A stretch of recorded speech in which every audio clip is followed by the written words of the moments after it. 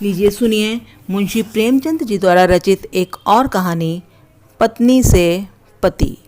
Mister सेठ को सभी हिंदुस्तानी चीज़ों से नफरत थी और उनकी सुंदर पत्नी गोदावरी को सभी विदेशी चीज़ों से चिढ़। मगर धैर्य और विनय भारत की देवियों का आभूषण है। गोदावरी दिल पर हजार जब्र करके पति की लाई हुई विदेशी चीज़ों का व्यवहार करती थी। हालांकि भीतर ही भीतर उसका हृदय अपनी परवशता पर रोता था।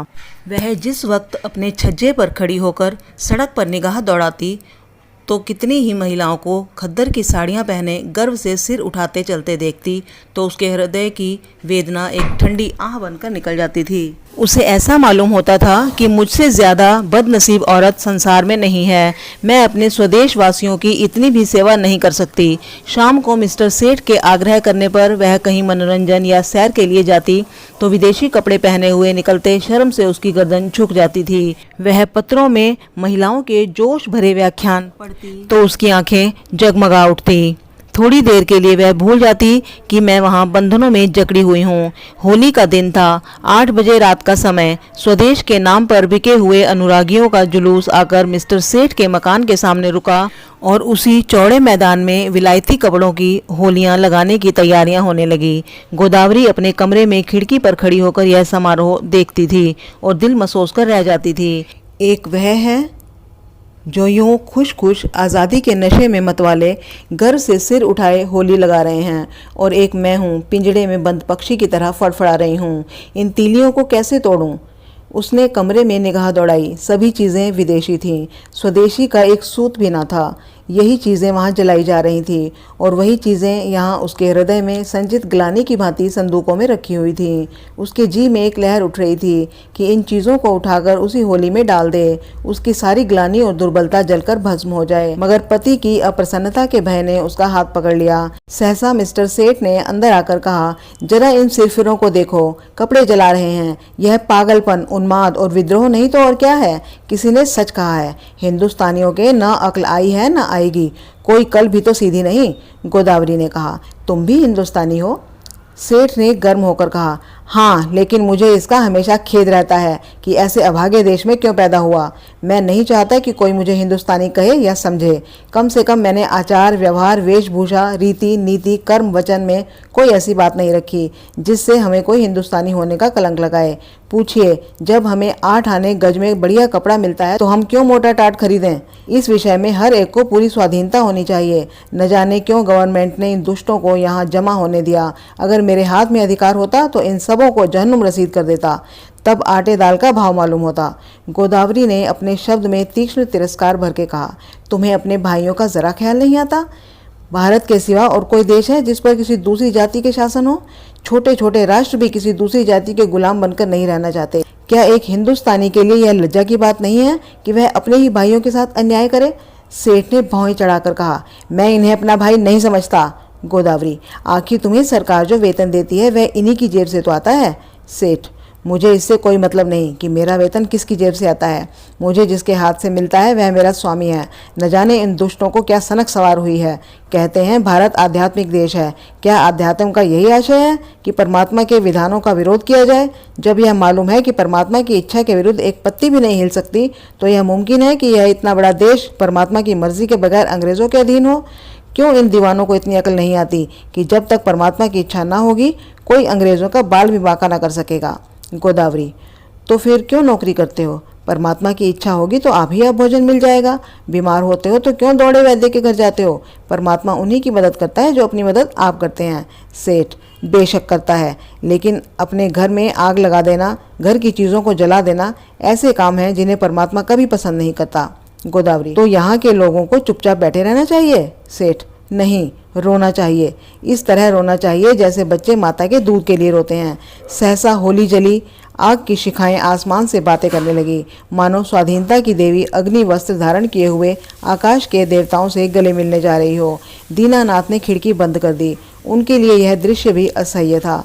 गोदावरी इस तरह खड़ी रही जैसे कोई गाय कसाई के खूंटे पर खड़ी हो। उसी वक्त किसी के गाने की आवाज़ आई, वतन की देखिए तकदीर कब बदलती है। गोदावरी के विषाद से भरे हृदय में एक चोट लगी। उसने खिड़की खोल दी और नीचे की तरफ झांका। होली अब भी जल रही थी और एक अंधा लड़का अपनी खंजरी बजाकर गा रहा था, वतन की देखिए तकदीर कब बदलती है। वह खिड़की के सामने पहुंचा तो गोदावरी ने पुकारा, ओ अंधे खड़े रहो। अंधा खड़ा हो गया। गोदावरी ने संदूक खोला पर उसमें से उसे 1 पैसा मिला। नोट और रुपए थे, मगर अंधे फकीर को नोट या रुपए देने का सवाल ही ना था। पैसे अगर 2-4 मिल जाते तो इस वक्त वह जरूर दे देती, पर वहाँ 1 ही पैसा था, वह भी इतना घिसा हुआ कि कहार बाजार से लौटा लाया था, किसी दुकानदार ने न लिया था। अंधे को वह पैसा देते हुए गोदावरी को शर्म आ रही थी। वह जरा देर तक पैसे को हाथ में लिए संशय में खड़ी रही, तब अंधे को पुकारा और पैसा दे दिया। अंधे ने कहा, माता जी कुछ खाने को दे दीजिए, आज दिन भर से कुछ नहीं खाया। गोदावरी, दिन भर मांगता है तब भी तुझे खाने को नहीं मिलता। अंधा, क्या करूं माता, कोई खाने को नहीं देता। गोदावरी, इस पैसे का चबाना लेकर खा ले। अंधा, खा लूँगा माता जी, भगवान आपको खुशी रखे, अब यहीं सोता हूँ। दूसरे दिन प्रातःकाल कांग्रेस की तरफ से एक आम जलसा हुआ। मिस्टर सेठ ने विलायती टूथ पाउडर विलायती ब्रश से दांतों पर मला, विलायती साबुन से नहाया, विलायती चाय विलायती प्यालियों में पी, विलायती बिस्किट विलायती मक्खन के साथ खाया, विलायती दूध पिया, फिर विलायती सूट धारण करके विलायती सिगार मुंह में दबाकर घर से निकले और अपनी मोटरसाइकिल पर बैठकर फ्लावर शो देखने चले गए। गोदावरी को रात भर नींद नहीं आई थी। दुराशा और पराजय की कठिन यंत्रणा किसी कोड़े की तरह उसके हृदय पर पड़ रही थी। ऐसा मालूम होता था कि उसके कंठ में कोई कड़वी चीज अटक गई है। मिस्टर सेठ को अपने प्रभाव में लाने की उसने सब योजनाएं की जो एक रमणी कर सकती है, पर उस भले आदमी पर उसके सारे हाव भाव, मृदु मुस्कान, वाणी विलास का कोई असर न हुआ। खुद तो स्वदेशी वस्त्रों के व्यवहार पर क्या राजी होते, गोदावरी के लिए एक खद्दर की साड़ी लाने पर भी सहमत न हुए। यहाँ तक कि गोदावरी ने उनसे कभी कोई चीज़ मांगने की कसम खा ली। क्रोध और ग्लानि ने उसकी सद्भावना को इस तरह विकृत कर दिया जैसे कोई मैली वस्तु निर्मल जल को दूषित कर देती है। उसने सोचा, जब यह मेरी इतनी सी बात नहीं मान सकते तब मैं फिर इनके इशारों पर क्यों चलूँ, क्यों इनकी इच्छाओं की लौंडी बनी रहूँ। मैंने इनके साथ कुछ अपनी आत्मा नहीं बेची है। अगर आज ये चोरी या गबन करे तो क्या सज़ा मैं पाऊंगी? उसकी सज़ा ये खुद झेलेंगे, उसका अपराध इनके ऊपर होगा। इन्हें अपने कर्म और वचन का अख्तियार है, मुझे अपने कर्म और वचन का अख्तियार। यह अपनी सरकार की गुलामी करें, अंग्रेज़ों की चौखट पर नाक रगड़ें, मुझे क्या गरज है कि उसमें इनका सहयोग करूं। जिसमें आत्माभिमान नहीं, जिसने अपने को स्वार्थ के हाथों बेच दिया, उसके प्रति अगर मेरे मन में भक्ति ना हो तो मेरा दोष नहीं। यह नौकर है या गुलाम? नौकरी और गुलामी में अंतर है। नौकर कुछ नियमों के अधीन अपना निर्दिष्ट काम करता है। यह नियम स्वामी और सेवक दोनों पर ही लागू होते हैं। स्वामी अगर अपमान करे, अपशब्द कहे, तो नौकर उसको सहन करने के लिए मजबूर नहीं। गुलाम के लिए कोई शर्त नहीं, उसकी दैहिक गुलामी पीछे होती है, मानसिक गुलामी पहले ही हो जाती है। सरकार ने इनसे कब कहा है कि देशी चीज़ें न खरीदो? सरकारी टिकटों तक पर शब्द लिखे होते हैं, स्वदेशी चीज़ें खरीदो। इससे विदित है कि सरकार देशी चीज़ों का निषेध नहीं करती। फिर भी यह महाशय सुरखुरू बनने की फिक्र में सरकार से भी 2 उंगल आगे बढ़ना चाहते हैं। मिस्टर सेठ ने कुछ झेंपते हुए कहा, कल न फ्लावर शो देखने चलोगी? गोदावरी ने विरक्त मन से कहा, नहीं, बहुत अच्छा तमाशा है, मैं कांग्रेस के जलसे में जा रही हूँ। मिस्टर सेठ के ऊपर यदि छत गिर पड़ी होती या उन्होंने बिजली का तार पकड़ लिया होता तो भी वह इतने बदहवास ना होते। आंखें फाड़ कर बोले, तुम कांग्रेस के जलसे में जाओगी? हाँ, ज़रूर जाऊँगी। मैं नहीं चाहता कि तुम वहाँ जाओ। अगर तुम मेरी परवाह नहीं करते तो मेरा धर्म नहीं कि मैं तुम्हारी हर आज्ञा का पालन करूं। मिस्टर सेठ ने आंखों में विष भरकर कहा, नतीजा बुरा होगा। गोदावरी मानो तलवार के सामने छाती खोलकर बोली, तुम किसी के ईश्वर नहीं हो। मिस्टर सेठ खूब गर्म पड़े, धमकियां दी, आखिर मुंह फेर कर लेटे रहे। प्रातःकाल फ्लाश हो जाते समय भी उन्होंने गोदावरी से कुछ न कहा। गोदावरी जिस समय कांग्रेस के जलसे में पहुंची तो कई हजार मर्दों और औरतों का जमाव था। मंत्री ने चंदे की अपील की थी और कुछ लोग चंदा दे रहे थे। गोदावरी उस जगह खड़ी हो गई जहां और स्त्रियां जमा थी और देखने लगी कि लोग क्या देते हैं। अधिकांश लोग 2-2, 4-4 आना ही दे रहे थे। वहां ऐसा धनवान था ही कौन। उसने अपनी जेब टटोली तो 1 रुपया निकला। उसने समझा यह काफ़ी है। इसी इंतज़ार में थी कि झोली सामने आए तो उसमें डाल दूं। सहसा वही अंधा लड़का जिसे उसने पैसा दिया था न जाने किधर से आ गया और ज्यों ही चंदे की झोली उसके सामने पहुंची उसने उसमें कुछ डाल दिया। सबकी आंखें उसकी तरफ उठ गईं। सबको कौतूहल हो रहा था कि अंधे ने क्या दिया। कहीं एक आध पैसा मिल गया होगा। दिन भर गला फाड़ता है, तब भी तो उस बेचारे को रोटी नहीं मिलती। अगर यही गाना साज के साथ किसी महफिल में होता तो रुपए बरसते, लेकिन सड़क पर गाने वाले अंधे की कौन परवाह करता है। झोली में पैसा डालकर अंधा वहां से चल दिया। वह कुछ दूर जाकर गाने लगा, वतन की देखिए तकदीर कब बदलती है। सभापति ने कहा, मित्रों देखिए, यह वह पैसा है जो एक गरीब अंधा लड़का उस झोली में डाल गया है। मेरी आंखों में इस एक पैसे की कीमत किसी अमीर के 1000 रुपए से कम नहीं। शायद यही इस गरीब की सारी बिसात होगी। जब ऐसे गरीबों की सहानुभूति हमारे साथ है तो मुझे सत्य की इस विजय में संदेह नहीं मालूम होता। हमारे यहाँ क्यों इतने फकीर दिखाई देते हैं? या तो इसलिए कि समाज में इन्हें कोई काम नहीं मिलता, या दरिद्रता से पैदा हुई बीमारियों के कारण यह अब इस योग्य नहीं रह गए कि कुछ काम करें, या भिक्षावृत्ति ने इनमें कोई सामर्थ्य ही नहीं छोड़ी। स्वराज्य के सिवा इन गरीबों का अब उद्धार कौन कर सकता है? देखिए, वह गा रहा है, वतन की देखिए तकदीर कब बदलती है। इस पीड़ित हृदय में कितना उत्सर्ग! क्या अब भी कोई संदेह कर सकता है कि हम किसकी आवाज़ हैं?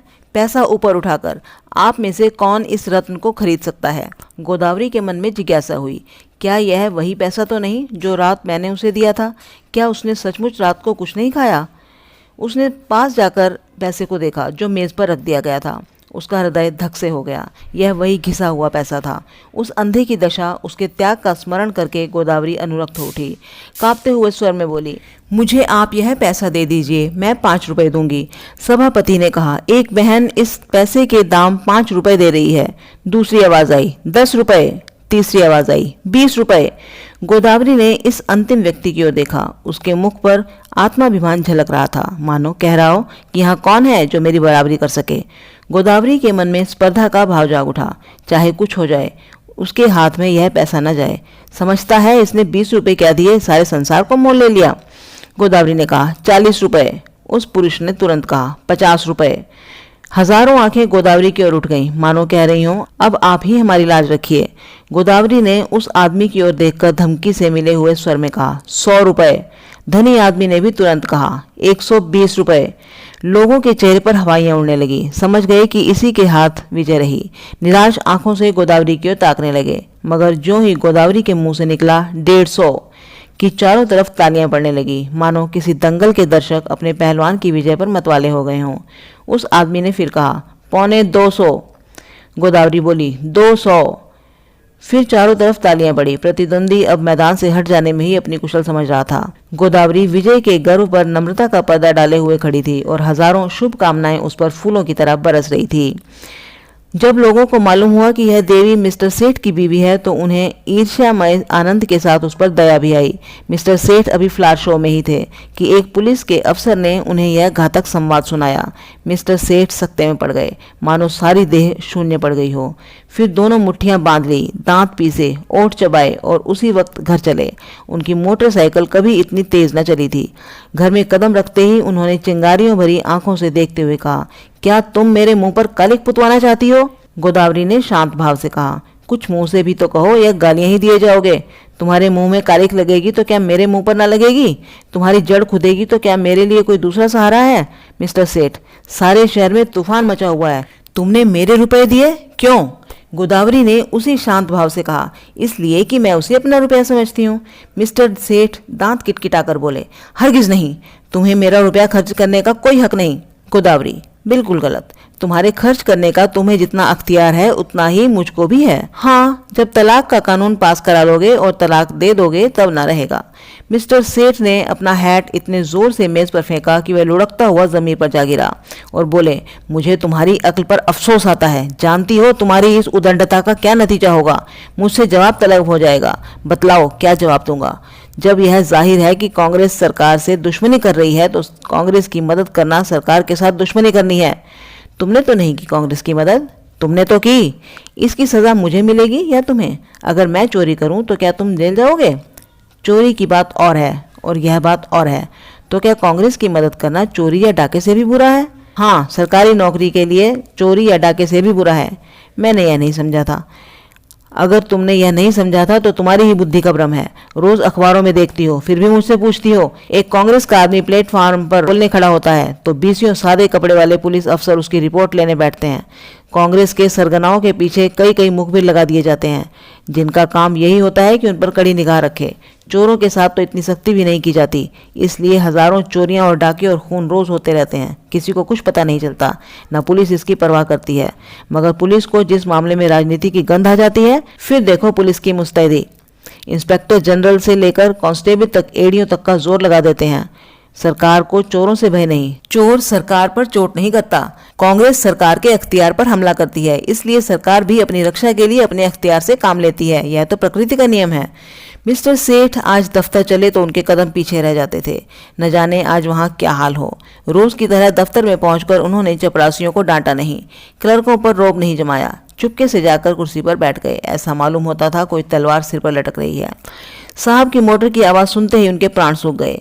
रोज वह अपने कमरे में बैठे रहते थे। जब साहब आकर बैठ जाते थे तब आधे घंटे के बाद मिसलें लेकर पहुंचते थे। आज वह बरामदे में खड़े थे। साहब उतरे तो झुककर उन्होंने सलाम किया, मगर साहब ने मुंह फेर लिया। लेकिन वह हिम्मत नहीं हारे, आगे बढ़कर पर्दा हटा दिया। साहब कमरे में गए तो सेठ साहब ने पंखा खोल दिया, मगर जान सूखी जाती थी कि देखें कब सिर पर तलवार गिरती है। साहब जो ही कुर्सी पर बैठे, सेठ ने लपककर सिगार केस और दिया सिलाई मेज पर रख दी।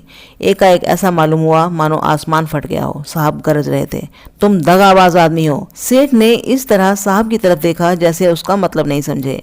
साहब ने फिर गरज कर कहा, तुम दगाबाज आदमी हो। मिस्टर सेठ का खून गर्म हो उठा। बोले, मेरा तो ख्याल है मुझसे बड़ा राजभक्त इस देश में ना होगा। साहब, तुम नमक हराम आदमी हो। मिस्टर सेठ के चेहरे पर सुर्खी आई। आप व्यर्थ ही अपनी जुबान गंदी कर रहे हैं। साहब, तुम शैतान आदमी हो।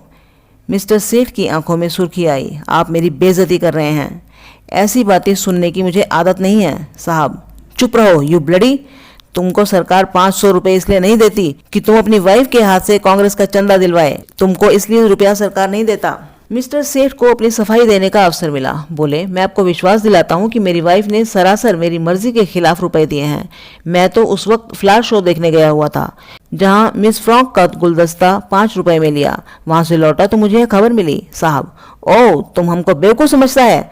यह बात अग्निशिला की भांति ज्यों ही साहब के मस्तिष्क में घुसी, उनके मिजाज का पारा उबलकर दर्जे तक पहुंच गया। किसी हिंदुस्तानी की इतनी मजाल कि वह उन्हें बेवकूफ बनाए। वह जो हिंदुस्तान के बादशाह हैं, जिनके पास बड़े बड़े तालुकेदार सलाम करने आते हैं, जिनके नौकरों को बड़े बड़े रईस नजराना देते हैं, उन्हीं को कोई बेवकूफ बनाए। उसके लिए यह असह्य था। रूल उठाकर दौड़ा। लेकिन मिस्टर सेठ भी मजबूत आदमी थे। यूं वह हर तरह की खुशामद किया करते थे, लेकिन यह अपमान स्वीकार न कर सके। उन्होंने रूल को तो हाथ पर लिया और एक डग आगे बढ़कर ऐसा घूंसा साहब के मुंह पर रसीद किया कि साहब की आंखों के सामने अंधेरा छा गया। वह इस मुष्टि प्रहार के लिए तैयार न थे। उन्हें कई बार इसका अनुभव हो चुका था कि नेटिव बहुत शांत और दब्बू और गमखोर होता है। विशेषकर साहबों के सामने तो उनकी जुबान तक नहीं खुलती। कुर्सी पर बैठकर नाक का खून पहुंचने लगा। फिर मिस्टर सेठ से उलझने की हिम्मत नहीं पड़ी, मगर दिल में सोच रहा था कि इसे कैसे नीचा दिखाऊं। मिस्टर सेठ भी अपने कमरे में आकर इस परिस्थिति पर विचार करने लगे। उन्हें बिल्कुल भी खेद न था, बल्कि वह अपने साहस पर प्रसन्न थे। इसकी बदमाशी तो देखो कि मुझ पर रूल चला दिया। जितना दबता था उतना ही दबाया चला जाता था।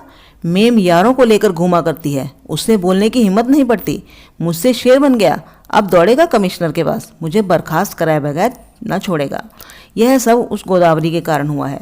बेइज्जती तो हो गई, अब रोटियों को भी मोहताज होना पड़ेगा। मुझसे तो कोई पूछेगा भी नहीं। बर्खास्तगी का परवाना आ जाएगा। अपील कहाँ होगी? सेक्रेटरी हैं हिंदुस्तानी, मगर अंग्रेजों से भी ज्यादा अंग्रेज। होम मेंबर भी हिंदुस्तानी हैं, मगर अंग्रेजों के गुलाम। गोदावरी के चंदे का हाल सुनते ही उन्हें जूड़ी चढ़ आएगी। न्याय की किसी से आशा नहीं। अब यहाँ से निकल लेने में ही कुशल है। उन्होंने तुरंत एक इस्तीफा लिखा और साहब के पास भेज दिया। साहब ने उस पर लिख दिया, बर्खास्त। दोपहर को जब मिस्टर सेठ मुंह लटकाए घर पहुंचे तो गोदावरी ने पूछा, आज जल्दी कैसे आ गए? मिस्टर सेठ दहकती हुई आंखों से देखकर बोले, जिस बात पर लगी थी वह हो गई, अब रो सिर पर हाथ रख के। गोदावरी, बात क्या हुई, कुछ कहो भी तो।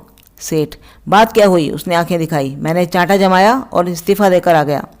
गोदावरी, इस्तीफा देने की क्या जल्दी थी? सेठ, और क्या सिर के बाल नुचवाता? तुम्हारा यही हाल है तो आज नहीं तो कल अलग होना ही पड़ता। गोदावरी, खैर जो हुआ सो हुआ, अच्छा ही हुआ। आज से तुम भी कांग्रेस में शरीक हो जाओ। सेठ ने ओठ चबाकर कहा, लजाओगी तो नहीं, ऊपर से घाव पर नमक छिड़कती हो। गोदावरी, लजाऊं क्यों? मैं तो खुश हूं कि तुम्हारी बेड़ियां कट गई। सेठ, आखिर कुछ सोचा है, काम कैसे चलेगा? गोदावरी, सब सोच लिया है, मैं चलकर दिखा दूंगी। हाँ, मैं जो कुछ कहूँ वह तुम किए जाना। अब तक मैं तुम्हारे इशारे पर चलती थी, अब से तुम मेरे इशारे पर चलना। मैं तुमसे किसी बात की शिकायत ना करती थी। तुम जो कुछ भी खिलाते थे खाती थी, जो कुछ भी पहनाते थे पहनती थी। महल में रखते महल में रहती, झोपड़ी में रखते झोपड़ी में रहती। उसी तरह तुम भी रहना। जो काम करने को कहूँ वह करना। फिर देखो कैसे काम नहीं चलता। बड़प्पन सूट बूट और ठाट बाट में नहीं, जिसकी आत्मा पवित्र हो वही ऊंचा है। आज तक तुम मेरे पति थे, आज से मैं तुम्हारा पति हूँ। सेठ जी उसकी ओर स्नेह की आंखों से देखकर हंस पड़े। तो ये थी हमारी आज की कहानी, पत्नी से पति। कथावाचन सविता गोगिया। अगर आपको ये कथावाचन पसंद आया हो तो वीडियो को लाइक और शेयर करना बिल्कुल ना भूलें। आपका एक लाइक मेरा मोटिवेशन बहुत बढ़ा देता है। Thank you.